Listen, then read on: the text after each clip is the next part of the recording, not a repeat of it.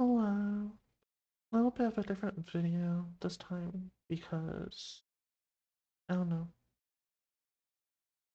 I I just didn't want to have background gaming footage for this video. Also, it's kind of like weird with the VTuber model. That's because I'm using my laptop camera, but my laptop camera is at an angle to my desk. So it's like weird because I'm like looking at my laptop camera right now, but like my main monitor is like here. And like normally I have the VTuber model like set to have this as my CR position, but I figured it'd be better if I looked into the camera because then I can kind of see what's going on in my OBS and whatever. Thinking about it, I could have just put my OBS on the main monitor. I think I'm stupid, but whatever.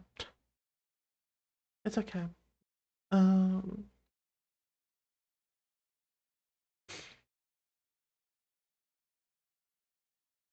there's literally no topic to this. I kind of want to just doomer post. I don't know. There's a lot going on in like the world right now, and if you're plugged into media, you will know that. Um, I don't feel like going through every bit of it, but just a little sprinkling, I guess, is like Big Beautiful Bill passed, ISIS doing raids, Gaza is still being genocided, the Palestinians are still being genocided, um, etc., etc. It just feels like obviously the world's complicated, but like the correct position on so many things feels so simple to grasp, you know? Like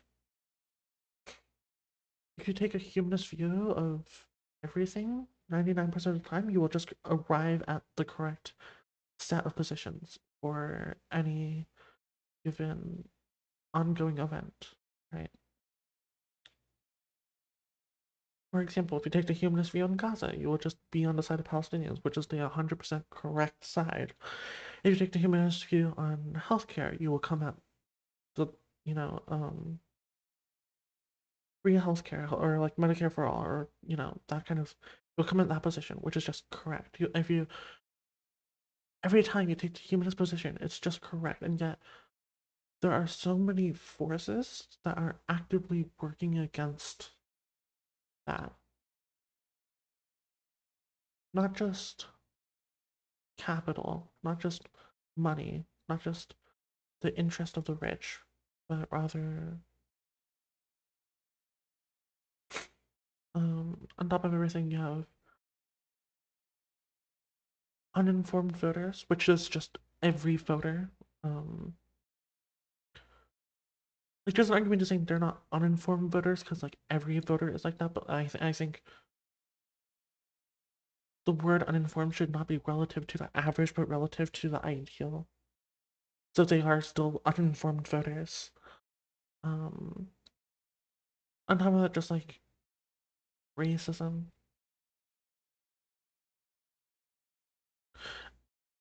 I think it's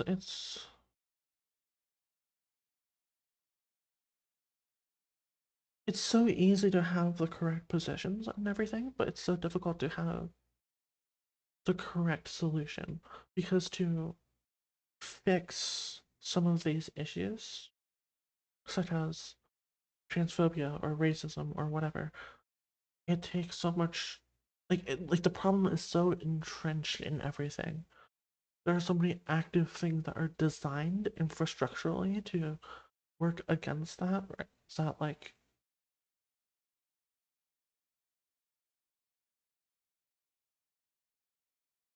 I feel like it's just a coin flip of like either we get the person who just like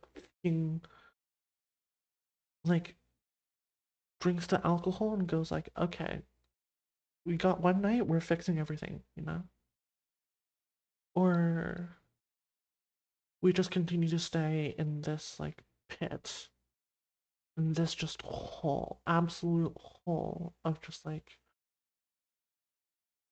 frustration and anger and despair at how the world just continues to fuck us over consistently and constantly. Get we just get slammed into the wall for no reason. Like,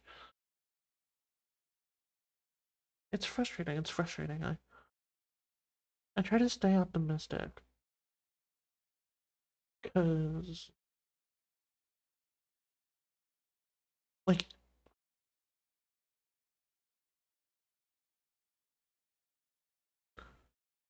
part of it is that we have no choice but to be optimistic. Like, to have a negative attitude, to have a pessimistic attitude, to have a doomer attitude really gets you nowhere, you know? But at the same time, it's like you can't really do anything but be positive.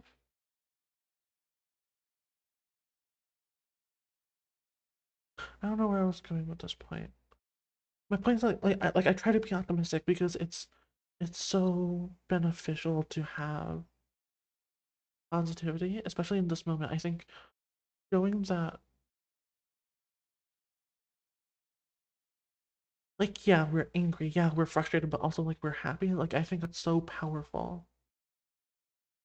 But it's so hard to be happy. It's so hard to be.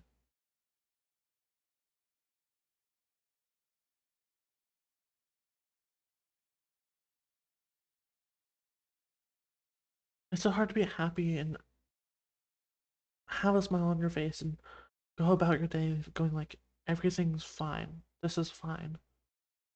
It's so hard to have that attitude when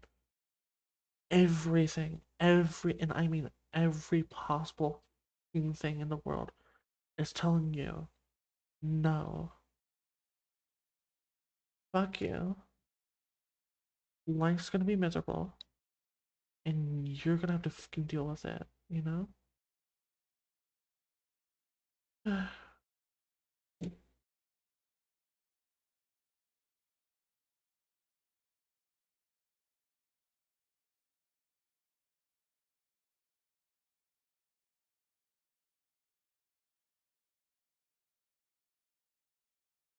I was talking to a friend,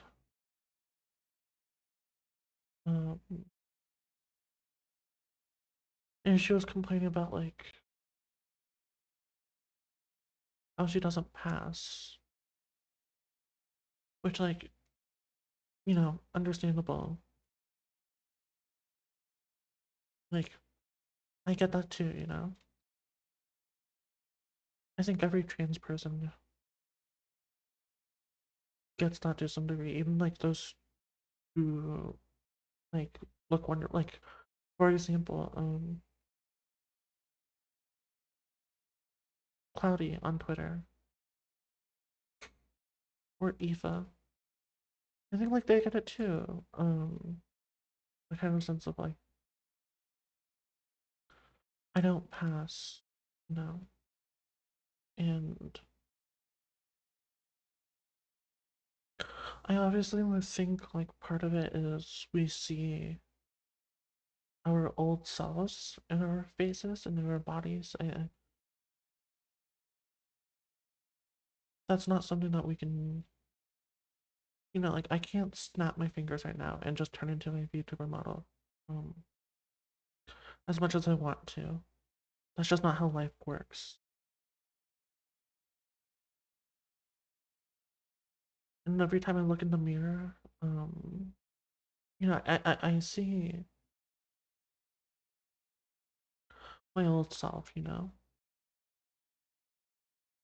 I think like even like I'm not on estrogen right now. I'm not on HRT, but even if I were, like I would still see that. I don't think my face and my body and everything changes in such a drastic fashion that suddenly I'm just like a different person.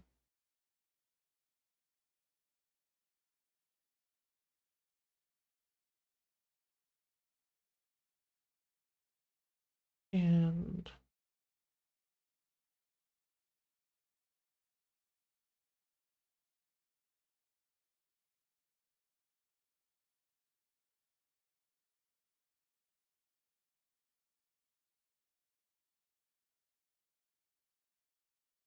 I mean, I want to talk about this more in a more extended fashion because I think there's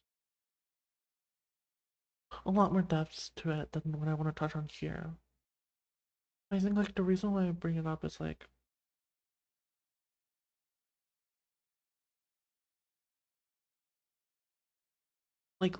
say you don't pass for whatever reason.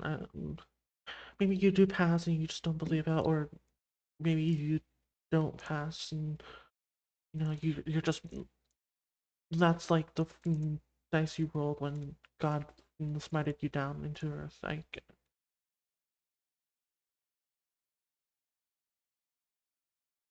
life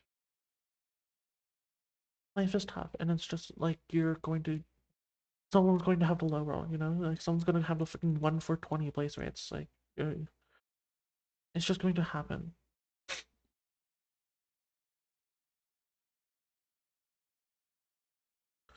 And I think like there's two options that I know of, like from the spot, which is either you go through the procedures and you go through FFS and makeup and whatever to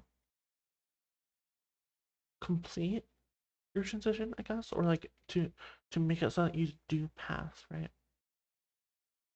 You go through the entire 5 billion steps, um, you know, list of items. And obviously, like some of these things are out of our reach. Like we're not billionaires. We're not born into wealth, and we don't have access to these kind of things. It's like, what are you gonna do? If you want to pass, like you just gotta do that. Like that's the fucking road. And like the other option is to say, fuck it, we bought. Like I'm not going to pass. That's how life is. I don't care. If you can't accept me as a woman, like it's clear where you lie on the political spectrum. It's clear where your morals lie.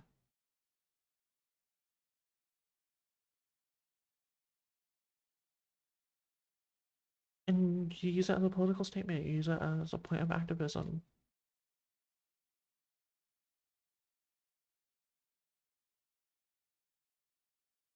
Um, Good example of this would be what's her name?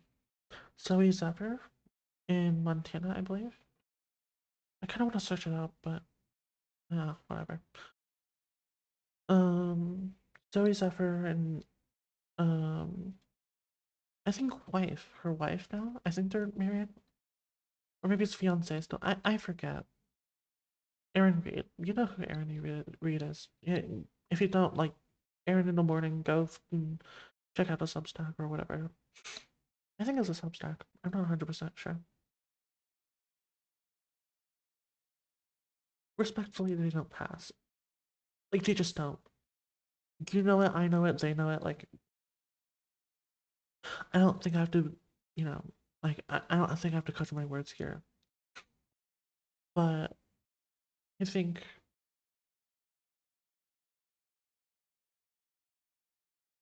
it's beautiful. It's a strong, like, statement of, like, fuck you, I'm a woman.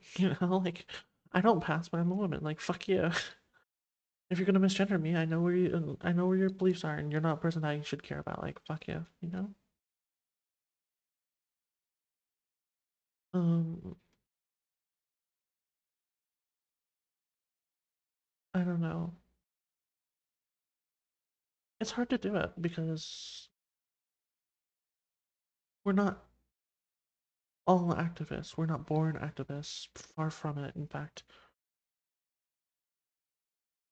to fight against systems, especially systems, because I think it's easy to fight and say, or it's easier to fight in a monarchy or in a dictatorship in dreams of being the dictator, right? In dreams of being the good one, so to speak. And I think that's how humans have acted in some ways over time. If you think to most of the revolutions in the world, they usually just replace one dictator with another. The Russian Revolution, French Revolution, ultimately. And I mean the first French Revolution, the one with Napoleon Bonaparte and all of that. Um, the Haitian Revolution, where I forgot his name, but like one of the commanders in the Haitian army, or like the generals in the Haitian army, became the ruler and then forced everyone back into slave labor because they like had to pay off debt or something, and everyone revolted against him. Like it's easy to dream of becoming the good dictator. It's hard to fight against the system and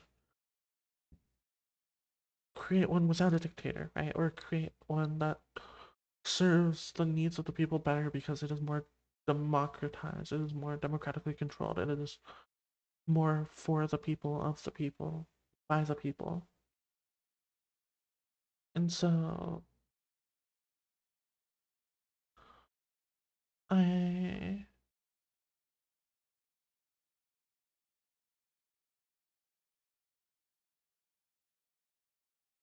don't blame my friends.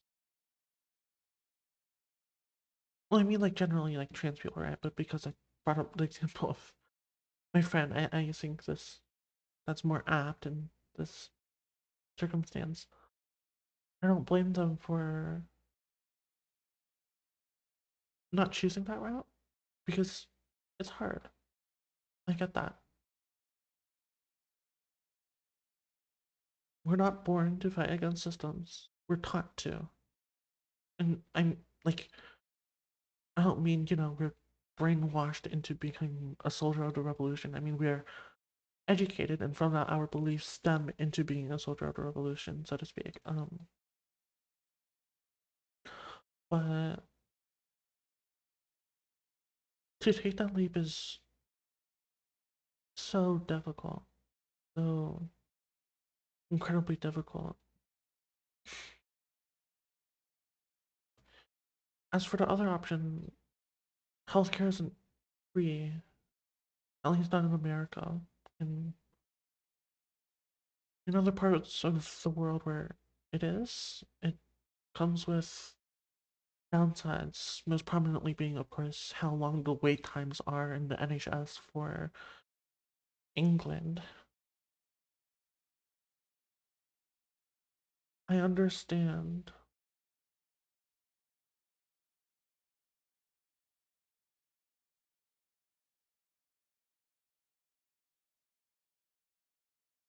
being frustrated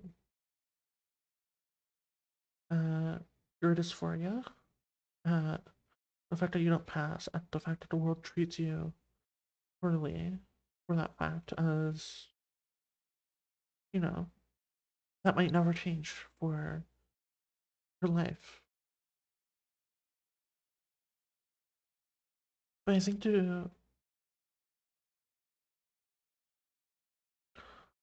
constantly complain and to constantly stay in a negative mood, I don't think it helps, right? What does it do for you? Tell me. To complain about not passing, to complain about not being accepted at first glance as your desired gender, by society, right? Went to suffer for that. It's not easy, but it's how life is.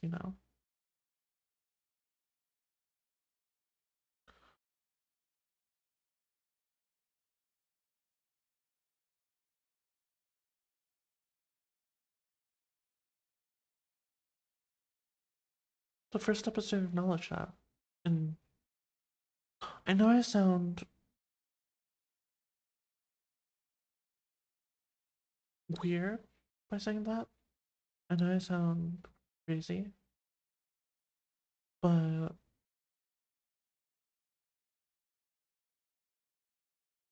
that is the first step. When I had my hair forcibly cut,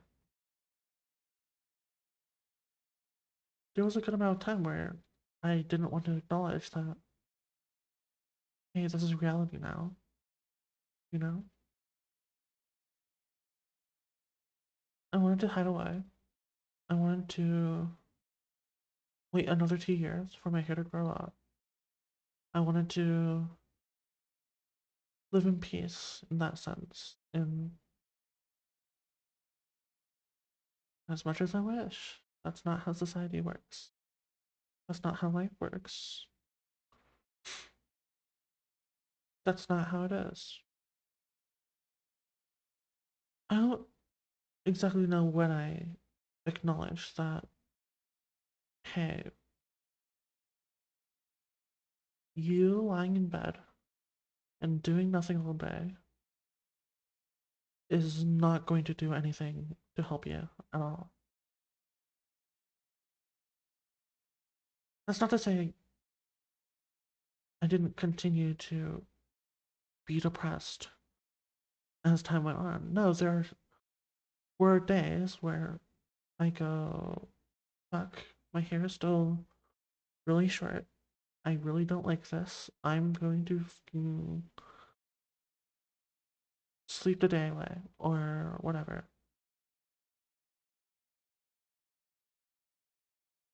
I still do that. It's not easy to kick the habit, but to just go, I give up. I think that's,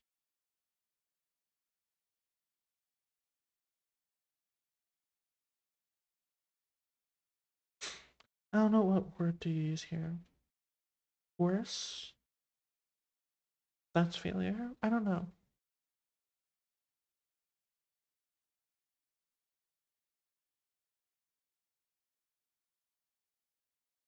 It it sounds silly to, go in the shower or go in the mirror or whatever and go like, yeah, this is how it is now,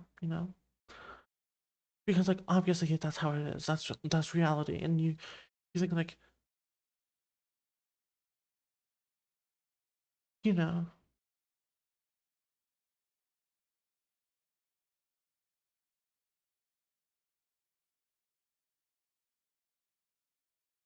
you think that's just going to like you think acknowledging it is pointless because that is reality and like what am I doing by acknowledging it?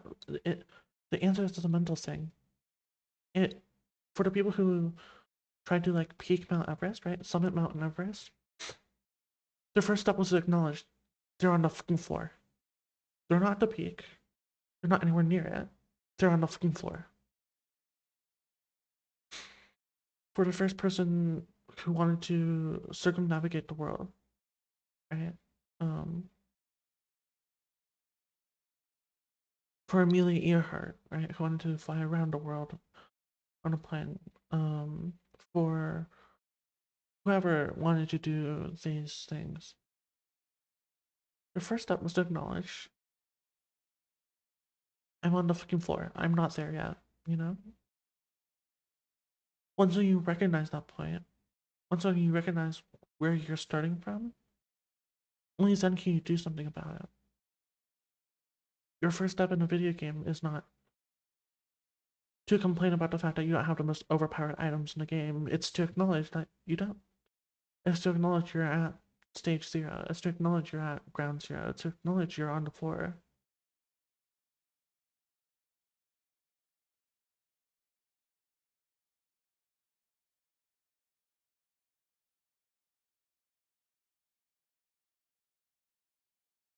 Again, I have a problem with complaining. Because we all complain. We all have our miseries, have our grievances to air. Every time I take a photo of myself, my first thought is always, fuck, I look so bad. My clothes don't match perfectly. Didn't put on any makeup, etc., etc. But my next thought is pretty much always, that's okay, you know?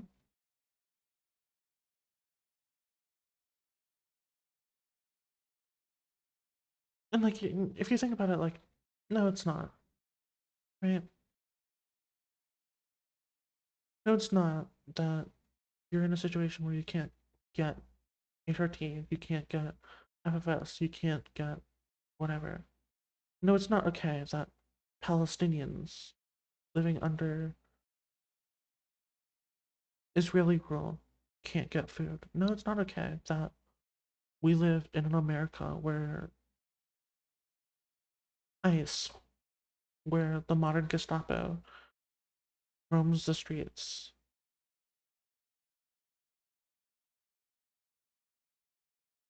But it's okay, you know? Not because of anything, not for anything. It just is. And we look to do better.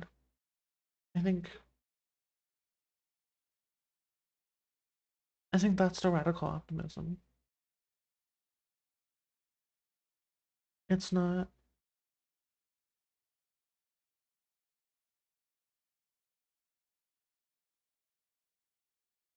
glass half empty versus glass half full type stuff.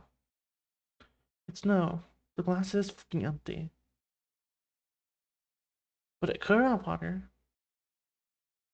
If you work hard enough, if the air condenses enough and rain forms, it could be full.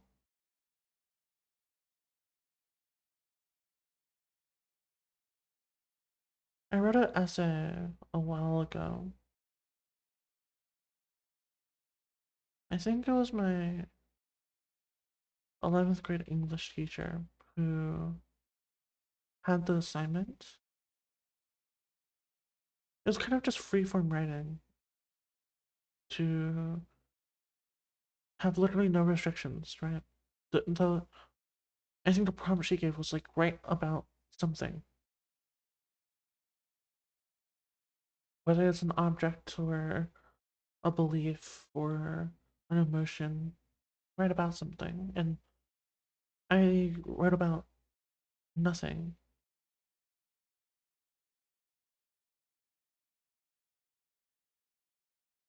And that might sound weird, right? Like, how do you write about nothing? But,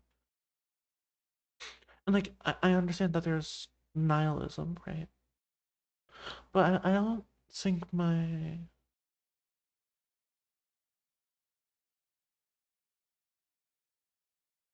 don't think my essay was nihilistic. I don't, or at least not in the sense that nihilism is used today, right? When you think about nihilism, you do think about like negative things, but I think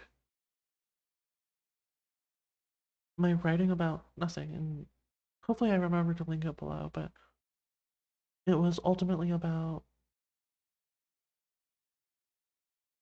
making something out of nothing, borrowing things, whether that's time or money or objects or food or whatever, borrowing it and making something out of what you can borrow, making the best of the shitty circumstances that you're thrown in, that everyone's thrown in.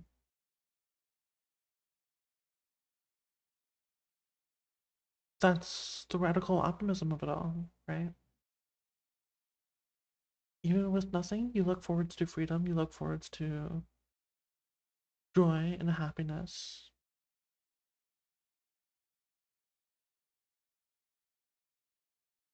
Even in Auschwitz, there's love, whether that's between prisoners or prisoners and prison guards. There's a lot of documented stories about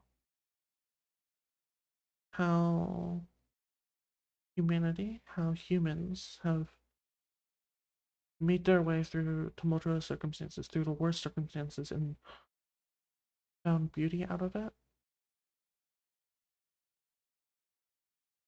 I think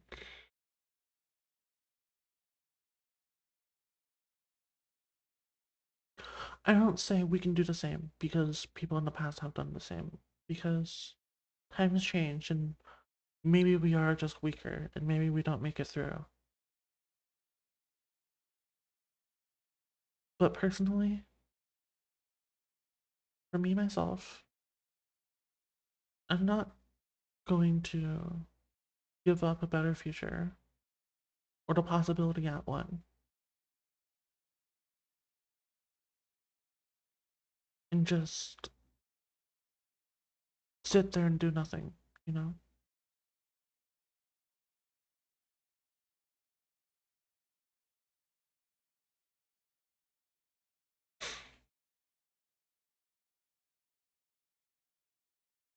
I'm not going to just complain about my circumstances without acknowledging their full existence and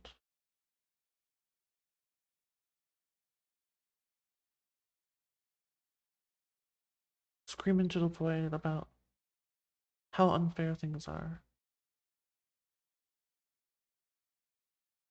I'm gonna have days where I do that. I'm gonna have times where I do that. I'm gonna have moments where I'm like, okay, today sucks. I'm going to fucking lie in bed and scroll YouTube shorts or whatever. But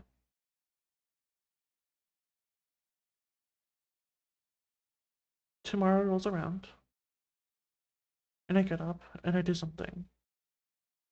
Whatever it is, however small it is, I do something.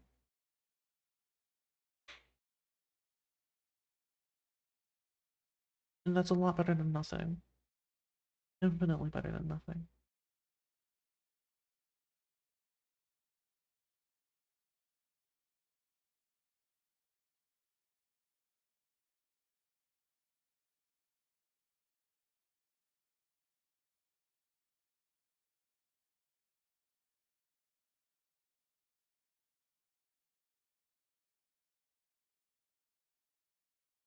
I don't really know how to end this.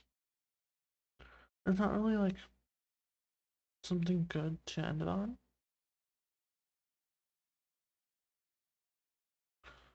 Um,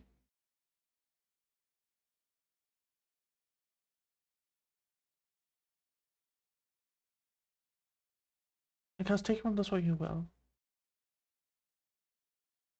It's a lot of mixed, jumbled things put together, but hey, maybe you need it, and maybe I helped you with something that you didn't realize you needed help on. I think, well, that's better than nothing. Infinitely better than nothing.